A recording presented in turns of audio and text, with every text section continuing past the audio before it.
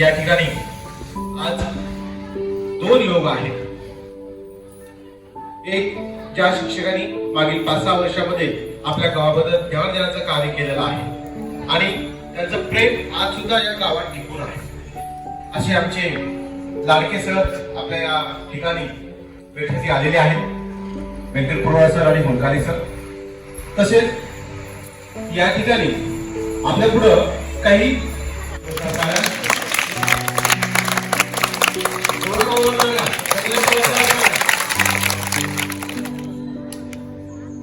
चलो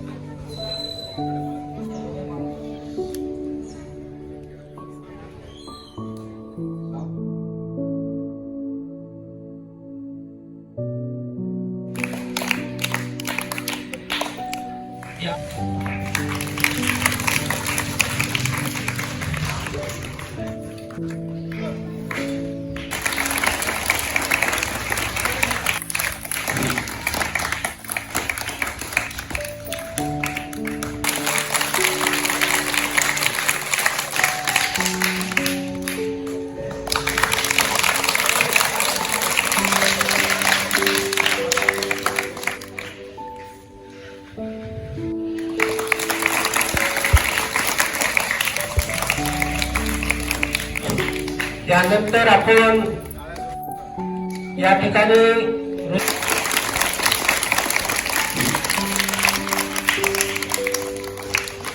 यानंतर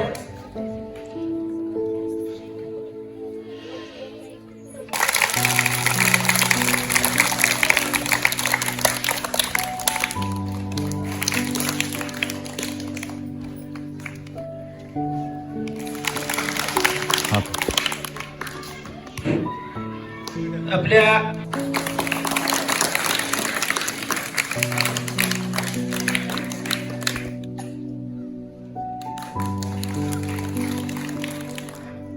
स्वागत जोरदार स्वागत करूया. जोरदार टाळ्यांचं स्वागत करा. निरोप समारंभ आणि स्वागत समारंभाचे अध्यक्ष माननीय श्री जी.पी. सूर्यवंशी सर, शालेय शिक्षण समितीचे नवरात्रणीचे अध्यक्ष, उपाध्यक्ष, ग्रामपंचायतचे सदस्य, गावातील प्रतिष्ठित नागरिक, बालमित्रांनो, वेळ कमी आहे, जास्त नाव घेत नाही कारण बोलणारी बरीच आहेत आणि तुम्हाला कामाला जायचं आहे. आज आमचा जो ग्रुप समारंभाचा कार्यक्रम घेतला, आमचं स्वागत केलं, त्याबद्दल मी सर्व गावकरी मंडळी तसेच शाळेचे सर्व मुख्याध्यापक यांचं मनस्वी आभार व्यक्त करतो. विद्येची आराध्य देवता माता सावित्री यांच्या नतमस्तक होतो आणि याच्या या निरोप समारंभासाठी आम्हाला बोलवलात, याबद्दल गावकरी मुख्याध्यापक सर्व शिक्षक वर्ग यांची मी प्रथमतः आभार मानतो. तर या ठिकाणी आमचा जो सेवाकाल गेला खरोखरच आनंदाचा गेला असं आम्हाला वाटते, परंतु आता शासनाच्या बदली आदेशामुळे आम्हाला जावं लागलं. पण आमची इच्छा नाही, पण शासनाला सांगता येते नाही असं आहे. त्यामुळं हा बदल होतच असतो, परंतु तुम्ही दिलेलं प्रेम हे आमच्या हृदयात नेहमीच राहील. या गावातील लोकांनी आणि आमच्या सर्व सहकार्यांनी जे आम्हाला सहकार्य ते नक्कीच आमच्या हृदयात राहील, एवढं मी तुम्हाला सांगू इच्छितो. उपस्थित सर्व मान्यवर, उपस्थित पालक वर्ग आणि माझे विद्यार्थी मित्र, हे लेकर एवढे गोड होते की 5-6 वर्ष कसे निघून गेले काही कळालंच नाही आम्हाला. आले की प्रत्येक आमचं वेलकम त्यांनी हसूनच करावं लेकरांनी. आणि आता नवीन शाळेवर जाऊन सुद्धा या लेकरांची खूप आठवण येते मला, शाळेची आठवण येते. गावाकडून भरभरून प्रतिसाद दिलाय गावकऱ्यांनी शाळेसाठी. आमच्या विद्यार्थ्यांना सुद्धा त्यांनी खूप प्रोत्साहित करत गेले, आम्हालाही खूप प्रोत्साहन दिले. त्याबद्दल सर्वांचं मी आभार मानते. आम्हाला इथे निरोप समारंभासाठी बोलवले त्यासाठी मनापासून मी सर्वांचे आभारी. तुमचा प्रतिसाद हवा आहे आणि नक्कीच या महाराणावरच्या दंड्यावरच्या विद्यार्थ्यांचा आपण येणारा भविष्य उज्ज्वल केल्याशिवाय राहणार नाही. आणि एक दिवस मला आशा आहे की या दंड्यातलं मोठ्यातलं मोठं अधिकारी होऊन दाखवणार. आमचे विद्यार्थी तसे चुणचुणीत आहेत, यासाठी आम्ही प्रयत्नशील राहू असं मी करते. आमचे आदरणीय केंद्रे सर, सिद्दीकी सर, केसाळ मॅडम आजच्या या कार्यक्रमाला आपली उपस्थिती लावली. आमचे आदरणीय डीपी सूर्यवंशी सर, हायस्कूलचे मुख्याध्यापक आहेत निमगावची. निमगाव आपल्या जवळ आहे, हायस्कूल झालेली आहे. या कार्यक्रमाचे अध्यक्ष आमचे मामा, त्या सर्वांना परिचित असलेले जिल्हा परिषद केंद्रीय हायस्कूल निमगावचे मुख्याध्यापक सूर्यवंशी सर, ज्यांना आपण निरोप देत आहोत. असे निरोपमूर्ती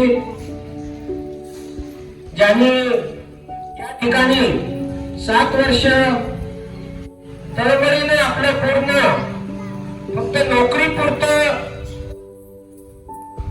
काम न करता तन मन धनानं शासकीय सेवेच्या माध्यमातून या ठिकाणी आपली सेवा बजावली असेल. आमचे मित्र व्यंकट पवार सर, दुसरे होलकाने सर, दवणे मॅडम, आणि ज्यांचं आपण या ठिकाणी स्वागत करत आहोत असे, आणि ज्यांचं स्वागत करत आहोत ते सुद्धा यापूर्वीचे जे आपले शिक्षक वृंद होते त्याच्यापेक्षा मी एक पाऊल पुढे म्हणा किंवा माझ्या मतेने कुठे व्यंकट पवार सर आणि हुलकाने सरांना त्यांनी इथं जॉईन पूर्वीच कुठं सांगितलंय की त्यांच्यापेक्षा एक पाऊल पुढे चालत आहे आणि तनमन धनानं या ठिकाणी आमच्या या शाळेची सेवा बजावणारे या शाळेचे मुख्याध्यापक तस्लीम शेख सर, दुसरे सहशिक्षक मान्य केंद्रे सर, सिद्दीकी सर, केसाळे मॅडम, तसेच आमच्या चाबडादांडा ग्रामपंचायत अंतर्गत असणारी जिल्हा परिषद प्राथमिक शाळा नाईक तांडा येथे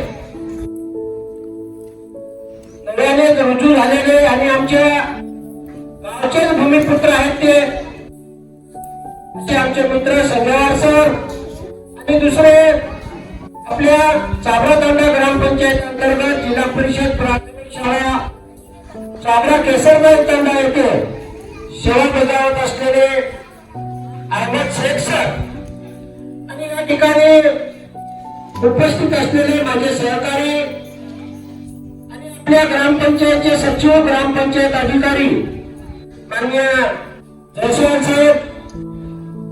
आमच्या या ग्रामपंचायतचे आता मी सर्वांचं नाव घेत नाही, त्या ग्रामपंचायतचे उपसरपंच सर्व, ग्रामपंचायत सदस्य सर्व, आमचे मार्गदर्शक, ज्येष्ठ मंडळी, अंगणवाडीताई, मदतनीस, आणि ज्यांनी या लहान मुलांना दुपारचं असं स्वादिष्ट असं भोजन बनवणाऱ्या ताई, आणि माझे सर्व नवयुवक मित्र आणि माझ्या संपूर्ण बाल मित्रांनो, खरोखरच या ठिकाणी हा कार्यक्रम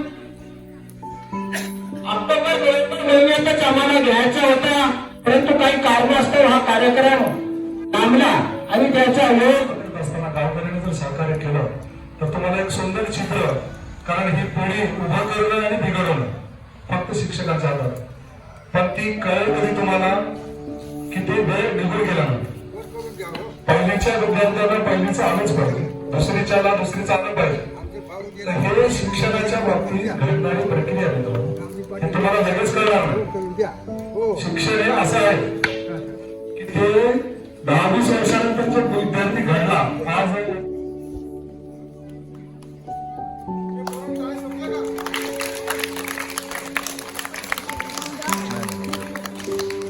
हो याल